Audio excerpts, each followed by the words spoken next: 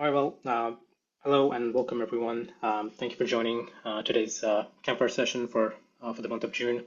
Um, this in this month's Campfire session, we'll be covering off how you can track businesses' usual activity within mission control. Okay. So my name is Omar. I am part of the customer success team at Aprica. You may know me from customer support, as well as a lot of the customer success activities that we're involved in. Um, Onboardings, health checks, campfire sessions like this, and how-to videos and so on. Okay, so before we get into the agenda, just if someone could try and use the Q&A or the chat function, let me know that's working. Let me know if you're able to see the screen properly. Any audio issues, let me know. Yep, I see it now. Thank you. Okay, that's good. So we'll be using the Q&A feature to put your questions in. So that's where you can put your questions in, and I'll try and answer them as I go along. Thank you for that. Okay, so let's get started. So today's agenda, we'll be covering off how you can track various businesses' usual activities within mission control. The benefit of doing that would be you're able to identify how much time and how much money you're putting into those different activities. And so before we get into the different activities, let's talk about what businesses' usual activities are, so we're on the same page. So businesses' usual activities are your normal activities of a business that are required to keep the business running, basically. So these may be tasks that you're regularly working on or from time to time coming back to. And they may not always necessarily relate to a implementation or a delivery project that you may be working on. So it can include things like admin work or emails, customer support, customer success, account management, general meetings, internal stuff, whatever, right? So it doesn't necessarily relate to a specific delivery or implementation project that you're working on or any specific internal projects. It's just something that you keep on coming back to, and that's useful for keeping the business running. So I'll be covering off three of these main activities. So the first one is the client acquisition cost or the CAC tracker. So the CAC tracker will be helpful when so think of it like this. So you're working your way through a deal, you're working through different stages, and you haven't acquired the client just yet. So this is all pre-sales work that you're doing, and you'd like for your sales team to be able to log their time somewhere, and be able to track that specifically for that account. In that case, you want to create a CAC tracking project. So all the amount of hours that your sales team is putting in, all the financial information that's going against that, you want to be able to review that and see how well or how much time is being put in, how much it costs you to acquire that client. So you can compare with other previous deals, and you can figure out what went wrong in some other places. So it's all about having all that information in one place, and then you can make the appropriate decisions. So that's the pre-sale stuff. We can talk about cost of goods sold, which would be the post-sale. So after you've closed on the deal, you'd like to see how much it costs you, how much resources, and how much time you need to put in to support a customer. So that's where the COGS tracker comes in.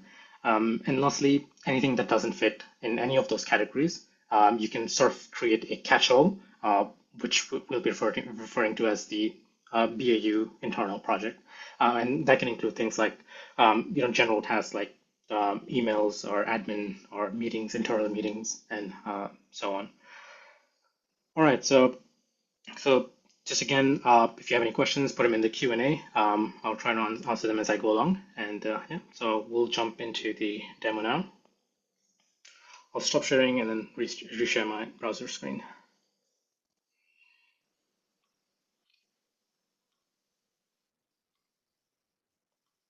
Okay. Okay, you should be able to see my browser. I'm on the BAU templates list view for the projects tab. Okay, so I've got three templates in here, and I have customized some of it, but most of it is using standard mission control functionality. I have also built out a flow that helps me generate the COGS tracker and the CAC tracker project, but it's a very simple flow. I would say 90% of that is just mission control functionality, and then 10% is just that flow facilitating the stuff in between. So let's go through some of these templates, and then we'll work through a workflow of how you would use these projects. So let's take the internal BAU template first. So the internal BAU template, I've put in some custom values for the category field, and I can use that as a filter criteria within my reports to track those projects. I haven't set any billing rate because this is not you're not really charging the client. It's more so you're tracking how much it costs you to utilize your resources to support your customers or track all those hours for internal work. And that's why I've put in a role-based value for cost rate. So you'll want to make sure the rates are set up on the role records for you to be able to see the financial information pull through when you're using any one of these projects.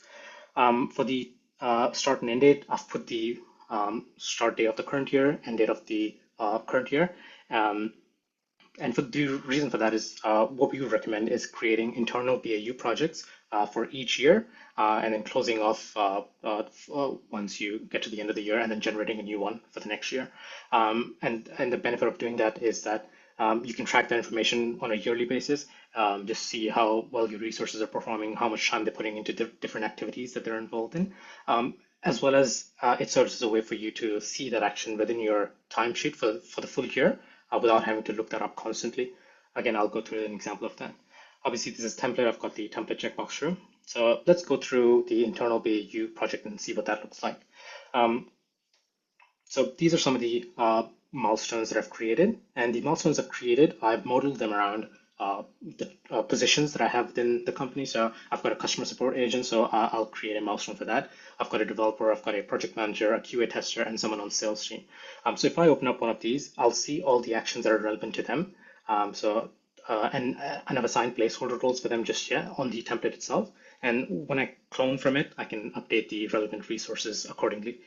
So you can choose to create a template like this and then build it into something like this. So as you can see, we had the milestone names. I've replaced that with the resources who's assigned that work. So all the actions under this first milestone for Arthur will be related to Arthur because that's how I've set it up. I've assigned Arthur as the action owner, the milestone owner. I've put his name in the milestone as well, so it's easy for him to look that up if he needs to. So all the actions, these are relevant to Arthur. He'll be logging time to these actions. Similarly, I've done the same for a few other resources in here. So for myself, I've put in actions that are relevant to me. So I can see that in my timesheet. I can quickly log time if I need to. Let's say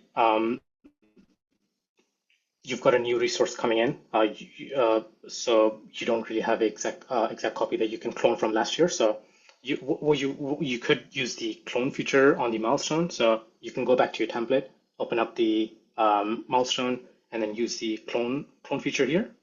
Just drop down. Yep. Then you can update the names, the milestone owner, the action owner, and then update the project as well. So yeah, so you would update the name, what project it belongs to, the milestone owner, and the action owners as well.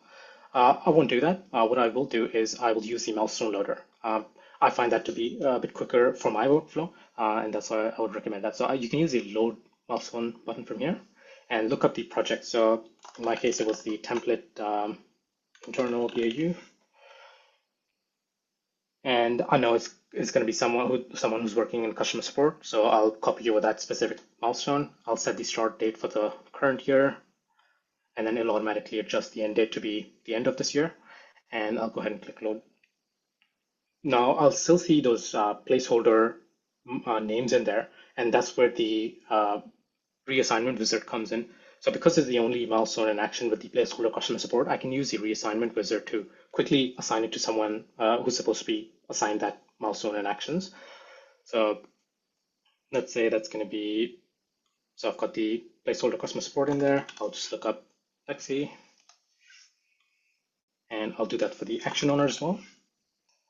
And I've left the checkbox to all because all actions that have the placeholder customer support should be replaced with Lexi. That's the only one. So I've done the same for the action as well. So once I click save, that will update all instances of the placeholder customer support with the new resource that has joined in. And all I need to do now is update the milestone name so it's easier for Lexi to look up that milestone when she's logging time. So say run, go ahead and save. So it's as simple as that, where you've now got internal BAU tasks set up for that resource, and now they'll see it in the timesheet. They can go and log time to it. I'll just hop on over to my timesheet so we'll see the actions in there. So go ahead to the next tab. Okay, so this is my timesheet. It's loaded up with all the actions that are relevant to me, including the internal BAU task as well as a few other COGS projects. So I can come in here every day. I'm working on some internal work. I can put some time in. I've done some customer support work that doesn't really relate to a specific client, so I can just put it against the general customer support action. We'll cover off the specific client customer support action once we get to the COGS tracking project. I've worked on some sending some emails, so I'll put some time in there. I've done some internal speaking to internally to some resources, so I'll put some time in there. I can go ahead and save, and that will appear in my timesheet now.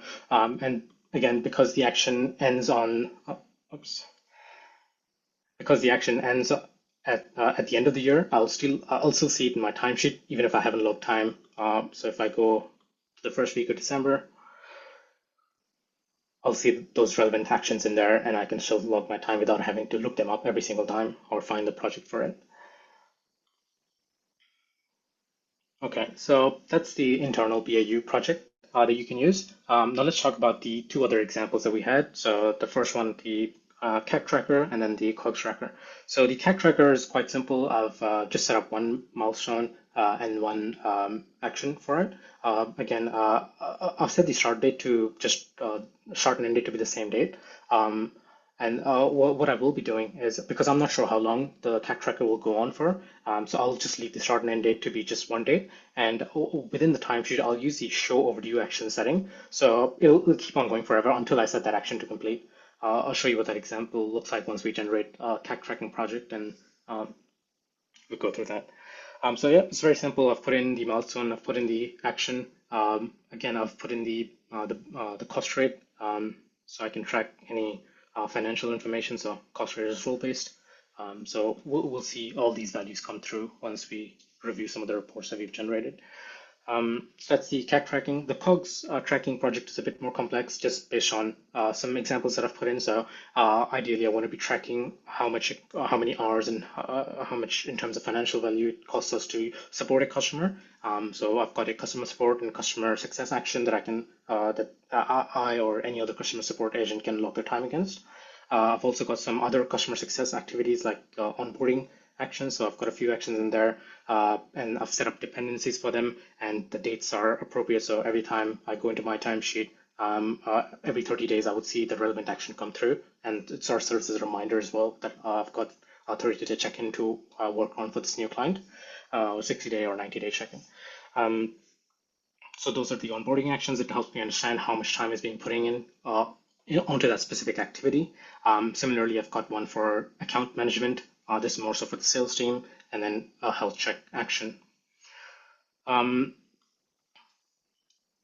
Let's go to an opportunity and then walk through the process of generating some of these projects, the CAC tracking and the COGS tracking project, and then logging time to them and seeing how that pulls through. So I'm on the opportunity list view here. So I'll go ahead and create a new opportunity for an account that we're working on. So forefront, mission control, that new customer. We're still working through the different stages of the opportunity, and I'll set the close date to today for now. Now you'll notice I've got two fields in here. I've got to create CSE tracker and create COGS tracker. So those are two custom fields that I've put in, and that's where the custom flow that I've put in comes into play. I'll review the flow as well, but let's walk through how it works initially.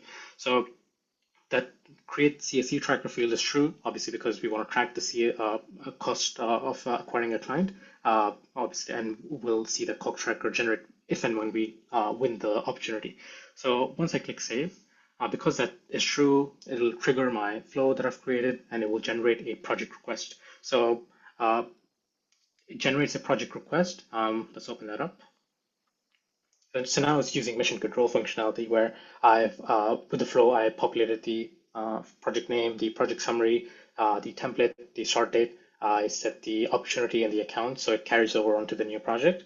and then it'll help me with reporting. And then it also set the generate project to true. When that field was set to true, it uses mission control functionality to generate that project for you, and that project has come through, and it has also associated the project on the opportunity itself. So when I go into the opportunity, I'll be able to see the CAC tracker and the action for it. And if I go into my timesheet, so you'll see that the end date is 26th, and I'll show you what that looks like in my timesheet if I go past it. So this is my timesheet. I'll just refresh, bring this up here. So now I've got the forefront CSE or CAC tracker project in here. So I'm working through the different stages of the deal. I can put my time in and I can go ahead and save.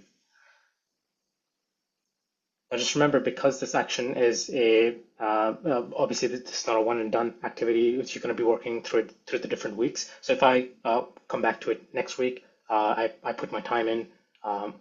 Oops.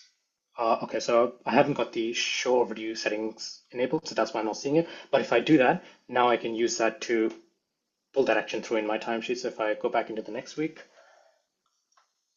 I've got a few more actions in there. That's why it's crowded, but I will just use the keyword search here to narrow it down.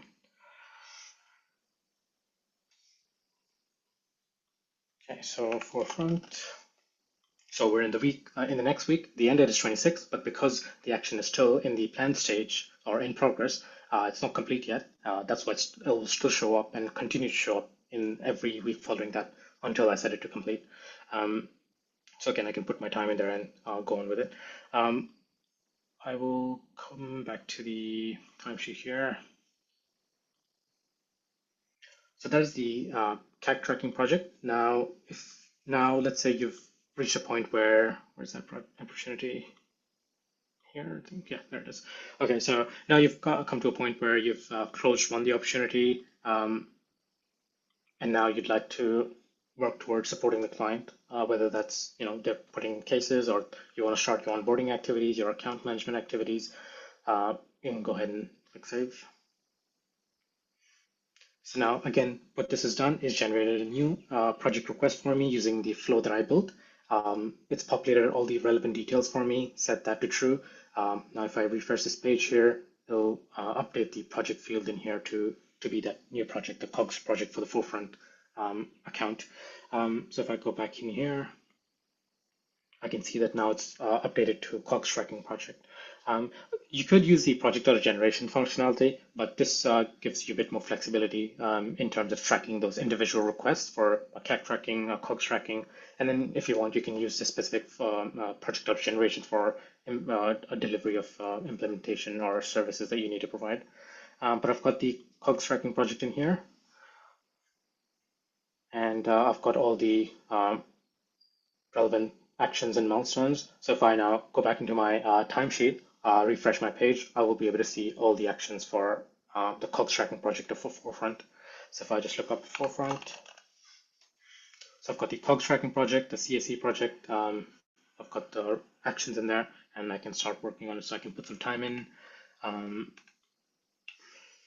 and go ahead and save.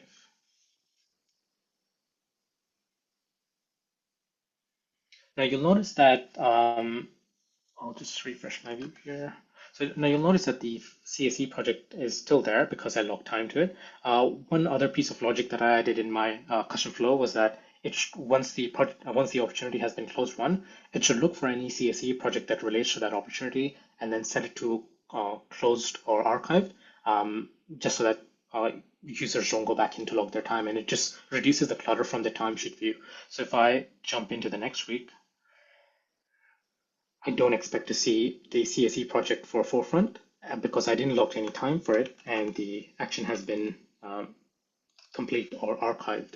So I'm only seeing the COGS actions in here. So if I navigate back to the CSE project for Forefront, I'll see that the status has been set to complete and the archive field has been set to true. So I've got the status set to complete and the archive set to true. So this will remove these projects from the different standalone tools within Mission Control. You'll still be able to access those tools just from within the context of the project using the project overview page, using these different tabs in here. So that is the COGS and the CSE tracking. Now let's go over how you can integrate cases with mission control and the COGS tracking project specifically. Um, so let's say a case comes in from a client, from your client, forefront in this example, and they'd like some assistance. You help them out. You send through the emails. You work through the case, different stages, and now you'd like to log your time to it. So mission control does integrate with cases, and you can use the log time component as well as the add action component. So there is a field in here called action on the case object, and what you can do is associate an action to the case. And whenever you open up the log time component, it will automatically filter the component to that specific action, and you can just put in the hours, your notes in, and be done with it. So this is blank by default, but once you log your time for the first time, it will automatically do it every time you come back to the case. So you don't have to do it every single time. So I'll show you what that looks like, and I'll just go ahead and go into the Lightning App Builder. So using the gear or the settings icon on the top right, I'll go into Edit Page from here.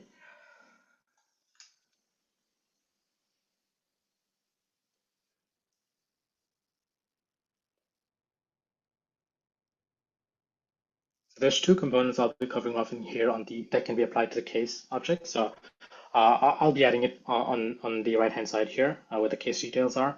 So I've just selected that component. Once it loads up, I'll add in two new tabs.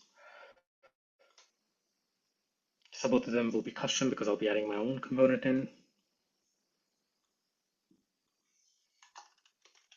So if you've got a case that doesn't relate to a specific action because it doesn't exist, you can use that add action functionality and then create an action for it. But generally speaking, if you're following the COGS tracking workflow, then you don't really need it. So you can go ahead and do log time. So that may be useful. The add action may be useful if the project hasn't been generated for them, and so you'd like to create a new one for them from here. Okay, so I'll use the component search on the left-hand side and look up add action, and I can just drag that in. It doesn't have any parameters for you to adjust, so you can just drop that as is and go to the next tab, log time. Again, I'll look up the log time component and drag that in. So I'll go ahead and save that, and you might want to make sure that the page has been activated as your default or app default or org by default for specific apps or profiles. So I've got it as org default, so that's good. So if I go ahead and back out now, I should see those components in there, those tabs. And I can now go ahead and create. So this is the same component that you see in the utility bar of the mission control default app. So you're just creating a action in there. What I will use is the log time component. So I can now look up the project. So this relates to the forefront project. I can look up what milestone. So it's going to be COGS tracker, and I can find the action. So it's going to be customer support, and I can put my time in.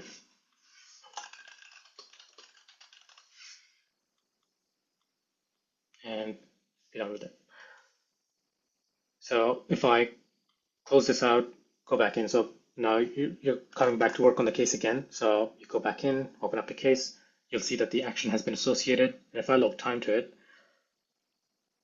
it will automatically pull in the appropriate action. And all I need to do now is just put the hours in. What you could also do is put some automation in where this action field is pre-populated, so the user doesn't have to look it up. And then the first time the user comes in into the log time component, this field will be pre-populated for them, so they don't need to look through it. So you could put in logic where it looks for a COGS tracking project for the forefront account and checks to see if it has the customer support action in there, and then it associates it to this case. So that's something for you to explore if you'd like. Yeah, so that's the how you can add the different components in on the case and how you can log time.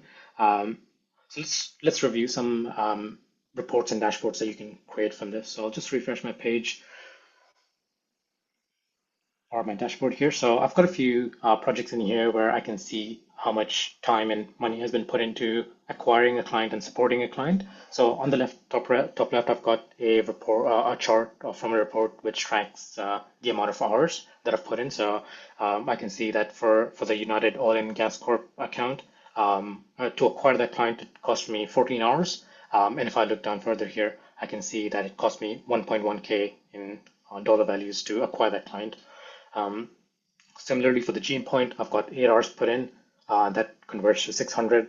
And for the forefront, the hours that I just put in, those are 2 hours, and that comes out to 150. So those are the different figures. And similarly for the COGS tracking project, I've put in some hours. I can see I've grouped it in such a way that I can track the different activities that I've got. So I've done that based on the milestone name and the hours from the milestone. So for the hours, for both of these, I'm using the total hours completed. And so in this case, I'm using the total hours completed from the project because it's just one action there. But over here, it's multiple different actions in different categories. So I've done that based on the total hours completed from the milestone record. So I can see for the onboarding, someone's put in 1.5 hours here for this project. For the COGS tracking, someone's put in 14 hours to support the client. And then we've got 2.5 hours for account management. So I've got that for a few different projects in here. And again, you can filter it to be the top 5 or top 10 most amount of hours that you've put in or dollar values. Similarly, I've got a similar chart for the COGS tracking project where it shows me the amount of in terms of financials, how much it costs you to support that client. So for United Oil and Gas Corp, it cost me almost 1,400. For GenePoint, it cost me almost 1,000, and for Forefront, it almost cost me 400. And lastly, I've got the internal BAU chart in here. So I'll just zoom in here a bit. So with this report, I can see how many hours people have been putting in.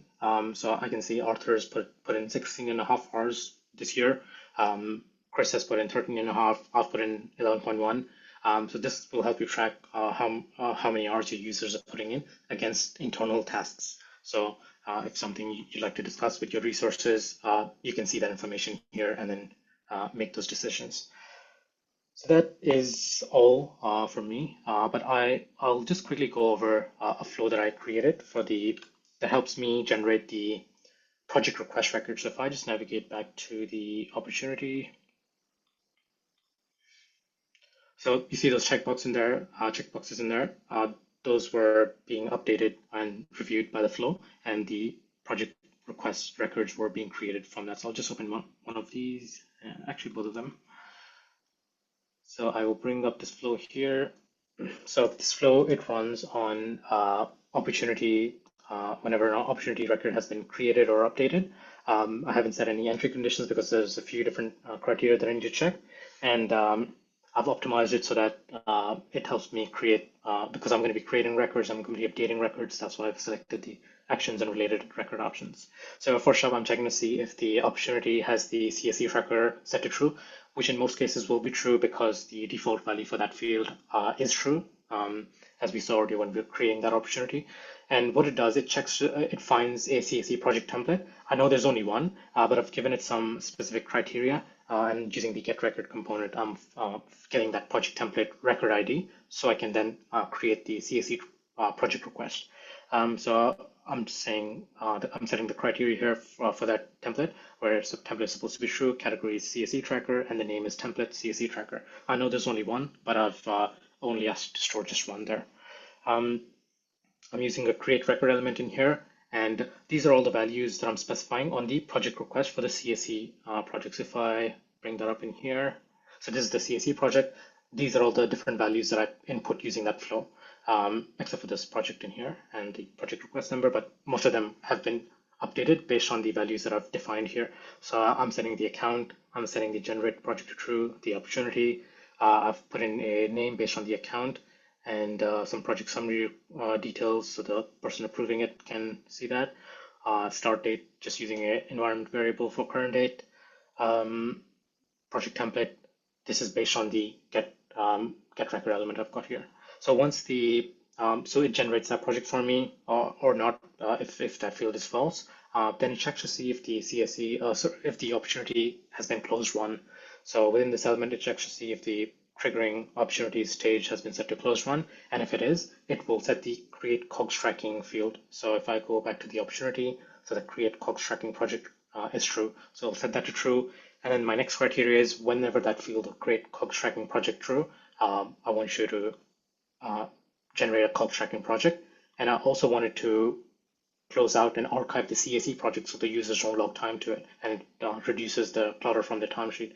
So again, I'm doing the same process here where I'm looking for the COGS tracking template here. I'm creating a COGS tracking project request, and then I'm checking to see if there is an existing CAC tracking project and closing that off using this element in here. So that is the flow in here. This is a bit more customized, but we did cover off a session where we built out the flow in a different Campfire session when using the project request to generate projects. So I'd recommend checking that out if you'd like a detailed walkthrough on how to set this up. It won't be the exact same, but hopefully this gives you an idea of what you can do with Salesforce and mission control. Yeah, that's all from me. Any questions? Okay, so we've gone through the demo. Any questions? Let me know. Happy for you to. Oh, there is a question in here. So the flags are custom created. So let me have a look at what you're referring to. Switch back to.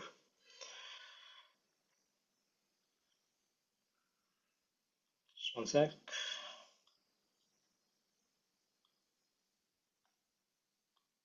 Okay, so the flags. I'm not sure which flags you're referring to. Could you provide me with a little bit more detail?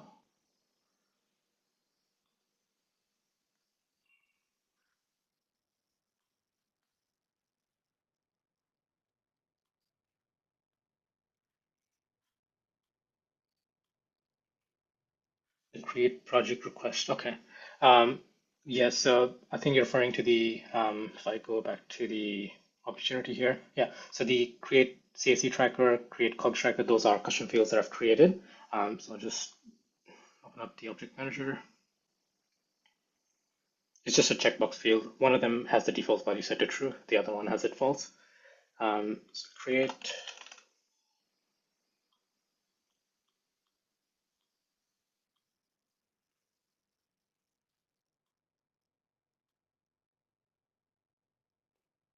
There it is. This is the create CSV tracker field. I've got the default value checked. And then the next field, the COGS tracking field, I've got that unchecked. So this is checked by the flow itself once the opportunity has been closed run. So yeah, hope that answers your question. Any other questions? Okay, cool.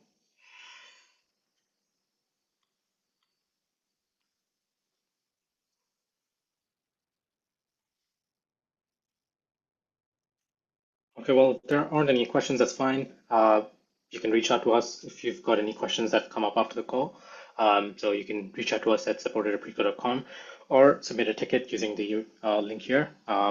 We've got a lot of free resources available to you, our very detailed user guide. We've got a lot of training videos we will try and keep up to date. Obviously, the very detailed knowledge base as well, and learning portal and release notes. So yeah, that's those are a few for resources you can access. We'll get the recording uploaded soon. And yeah, thank you for joining the Campfire session today, and see you in the next one.